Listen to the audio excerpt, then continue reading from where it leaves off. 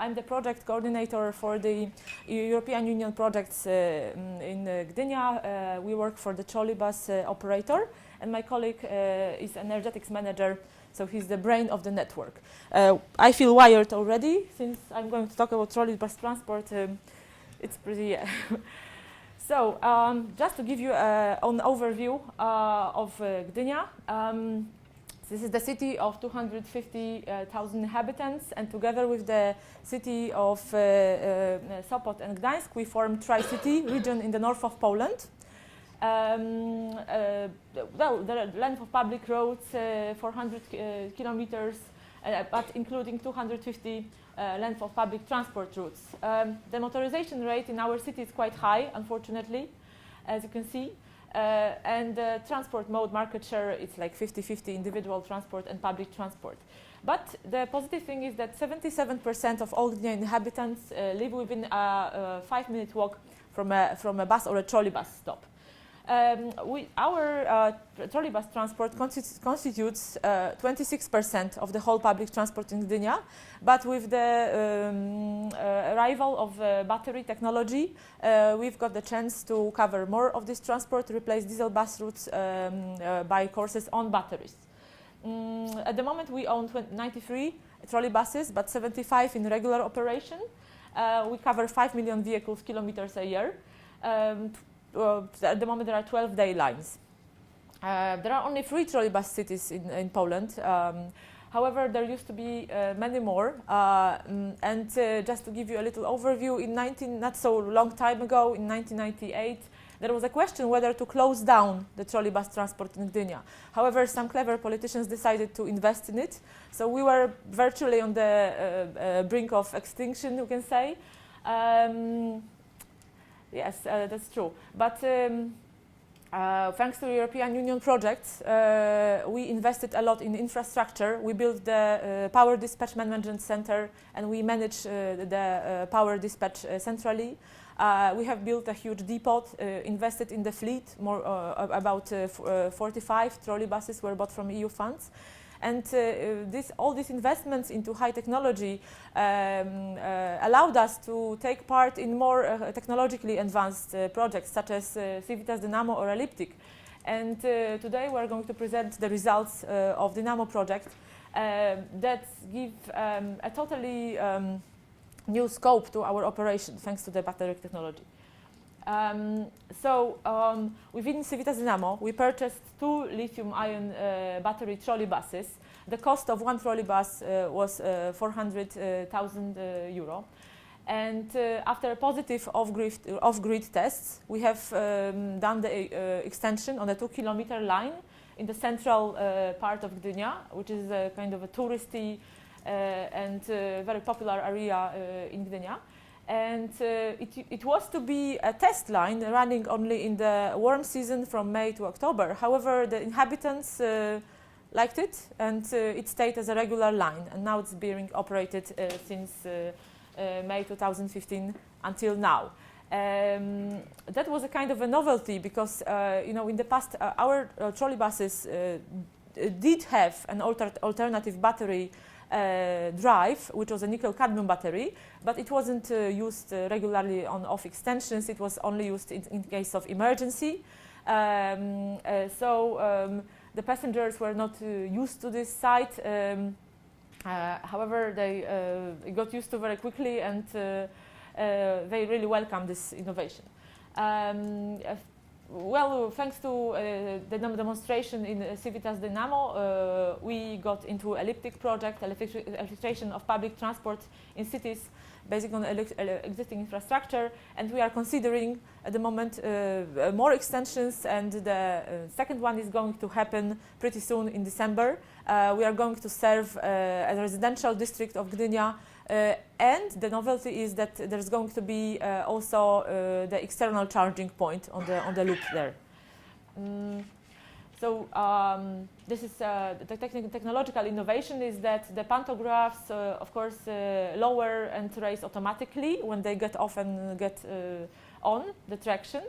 The batteries that we purchased within CIVITAS Dynamo allow us to go safely up to 15 kilometers, depending, of course, on the weather conditions.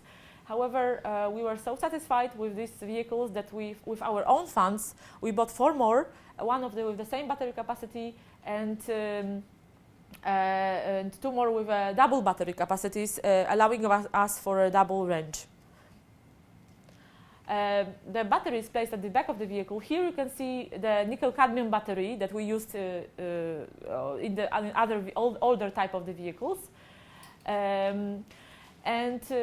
Just coming back to the battery, my colleague is going to provide some technical information about lithium-ion and nickel-cadmium batteries. In Gdynia we exploit two types of batteries. The oldest technology is presented here. There are nickel-cadmium batteries, and the capacitance of this blue box is about 8 kWh.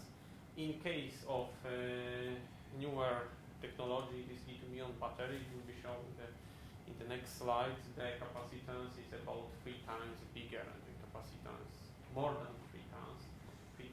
The capacitance of the one battery pack is more than 20 kWh. So total capacitance of battery which are installed in trolley bus, of course, depends on the number of these power packs. For example, in this vehicle we have only 1 power pack, but in case of some vehicles we have 2 or 3 power packs of this battery. Yes, and the second measure that we introduced, Mark mentioned in his presentation the storage capabilities.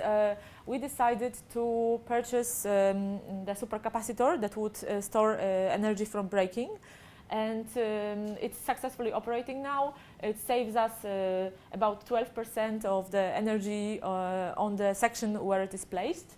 I need to add that in the future I think we are sure that this level of energy reducing consumption will be better, because now it is only 12%, but nowadays only about in half or about in 50% of all vehicles the energy recuperation is working properly, because some of our vehicles are older, for example with rheostatic speed control, so in these trolley buses there are no energy recuperation during braking. In next few years we are going to exchange every vehicles equipped with energy recuperation, so this number will be better, and we expect that this supercapacitor energy storage system will allow to reduce consumption in 20% or more than 20%.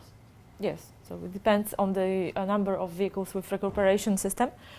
So this is the substation where the supercapacitor is placed. As for the cost, it was 75,000 euros. Supercapacitor modules are placed in this container. The DC-DC converter is inside of the substation, and the supercapacitor modules are outside the substation. Yes. As for the lessons learned, there are some technical data. And the most important is the energy capacitance, 1 point. Here is DC-DC converter. It is photo from inside of the substation. Yeah. Basic scheme. There is there are supercap modules. There is supply system and DC-DC converter. So these modules are outside of the substation. This DC-DC converter is inside in the substation, and it is connected to the DC 600 voltage grid. Yeah, and as for the lessons learned, we discovered our supercapacitor is placed on a hilly area of Gdynia where there's a lot of braking, and the traffic is not so high. So the lesson learned and that we could transfer to other cities is that there is no point in placing the supercapacitor in the area where there are a lot of vehicles and they can consume the energy from braking on the spot. So it's better to place the device on the area with less traffic and a lot of braking. We are thinking, considering placing one more supercapacitor in the sub-battery here, but no other places are considered apart from that. So this is, you can see on the graph how the supercapacitor actually saves the energy. Recuperated energy usage before installation of this red one. It is before installation of the supercapacitor energy storage system and after. So you see that after installation of the system, the recuperated energy usage increased at about 2 times. Yeah. For the public and also for dissemination reasons, we have put such a screen on the substation, and the inhabitants of Gdynia can see actually how much of energy is being saved. And as for the plans for the future, I already mentioned that we bought 4 more lithium-ion vehicles, and we are going to serve some more extension lines with them. At the moment, we have also applied for the purchase of 30 more vehicles with lithium-ion batteries from the nationally governed EU funds. They are going to arrive at about 2019 or 20, and they contain 16 articulated trolley buses. So we don't have articulated trolley buses yet. And we want to replace all the nickel-cadmium batteries I mentioned in all the older type of the vehicles with the lithium-ion ones that would allow us to go off extension. So there are no plans for building the infrastructure anymore. By the way, the cost of infrastructure in Poland is about 250,000 euros per kilometer, which is, again, it's cheaper than the tram, about 5 times cheaper than the tram line, but anyway, it's costly. And Mikolaj has done a research that actually for the cities that would like to start up trolley bus system or recover the trolley bus system, only 1/3 or 30% of the line is necessary to cover successfully the transport. Yeah? We made some measurements because sometimes we operate these trolley buses, for example, when it needs to replace diesel buses. For example, in July were this situation, and we analyze the energy usage during journeys without supply from catenary, and also we analyze charging time during journey, during going with catenary, and the result is that it is enough to be covered by overheads wire only from 30 to 50% of total length of the line. The precision ratio of this infrastructure depends, of course, on the road condition, but from 30 to 50% of total length of line is enough to